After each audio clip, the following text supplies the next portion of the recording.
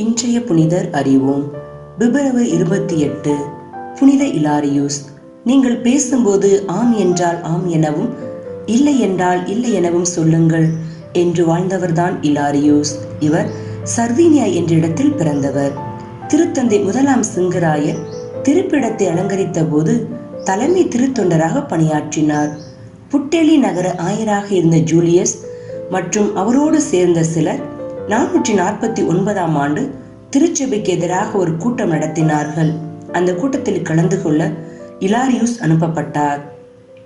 இந்த கூட்டத்தில் திருச்சபை தலைவர்களுக்கு எதிராகவும் கொன்ஸ்டாந்தினோபில் ஆயர் பிளேவியானுக்கு எதிராகவும் தீர்மானம் நிறைவேற்ற பேசினார்கள்.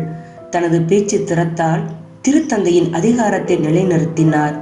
ஆயர் பிளேவியானுக்கு எதிராக கொண்டு வரப்பட்ட கண்டன தீர்மானத்தையும் தனது பேச்சு திறமையால் உடைத்தெறிந்தார். உடனே அலெக்சாந்திரிய நகர ஆயர் டயாஸ்கோருஸ் கோபத்தின் உச்சத்திற்கு போனார். அவரிடமிருந்து தன்னை காத்துக்கொள்ள கூட்டத்தில் இருந்து இலாரியூஸ் வெளியேறினார். திருத்தந்தை முதலாம் சிங்கராயரின் கடித தொகுப்பில் இலாரியூஸ் பேரரசிய புல்கேரியாவுக்கு எழுதிய கடிதம் ஒன்று இருக்கிறது.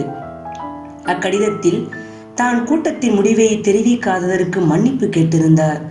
ரோமைக்கு அல்லது கொன்ஸ்டாந்தினோபிலுக்கு தன்னை போக விடாமல் அலெக்சாந்திரிய நகர ஆயர் டயாஸ்கோருஸ் தடுத்ததையும் அவரிடமிருந்து தப்பிக்க தான் பட்ட துன்பத்தையும் எழுதியுள்ளார். முதலாம் சிங்கராயர் இறந்த பிறகு புதிய திருத்தந்தையாக 461 நவம்பர் 17 அன்று தேர்ந்தெடுக்கப்பட்ட இலாரியூஸ் நவம்பர் 19ஆம் தேதி திருத்தந்தையாக பொறுப்பேற்றார். இவர் தமது ஆட்சி காலத்தில் திருச்சபை நிர்வாகத்தை சீர்படுத்தினார். கால் மற்றும் ஸ்பெயின் நாடுகளில் அரசியல் நிலைத்தன்மை இல்லாமல் இருந்தது. அதன் காரணமாக திருச்சபையின் ஒற்றுமை குலைந்து போய்விடாமல் காத்து ஒற்றுமையை நிலைநாட்டினார். நார்போன் நகரில் முதன்மை திருத்தொண்டராக இருந்த ஹெர்மஸ் தில்லுமுள்ளு செய்து ஆயரானார். இதனையும் வேறு சில பிரச்சனைகளையும் கால் நாட்டு ஆயர்கள் இருவர் திருத்தந்தையிடம் கொண்டு வந்தார்கள். திருத்தந்தை இலாரியூஸ் 462 நவம்பர் 19 ஆயர் குழு கூட்டம் கூட்டினார். அதன் முடிவுகளை தனது சுற்றுமடலில் வெளியிட்டார். அதில் ஹெர்மஸ் எந்த பொறுப்பும் இல்லாத ஆயராக இருப்பார்.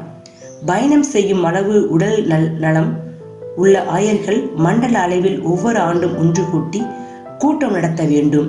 அதன் விவரங்களை ரோமையின் தலைமை பீடத்திற்கு அனுப்ப வேண்டும். பேராயரிடம் எழுத்துப்பூர்வ அனுமதி பெறாமல் எந்த ஆயரும் தமது மறை மாவட்டத்திற்கு வெளியே செல்லக்கூடாது. ஆயர் மன்றம் முடிவு செய்யாமல் திருச்சபை சொத்துக்களை விற்கக்கூடாது என்று குறிப்பிட்டார். திருச்சபை சட்டத்தை மதிக்காமல் ஆயராக்குவது, தனக்கு பிடித்த ஒருவரை வாரிசு ஆயராக்குவது போன்ற செயல்பாடுகள் குறித்து ரோமைக்கு தகவல் போனது. உடனே 465 நவம்பர் 19 அன்று சாந்தா மரியா மெஜுகோரி பேராலயத்தில் ஆயர் குழு கூட்டப்பட்டது. அதில் பேராயர் அனுமதி இல்லாமல் நடத்தப்படும் ஆயர் திருப்பொழிவு செல்லாது.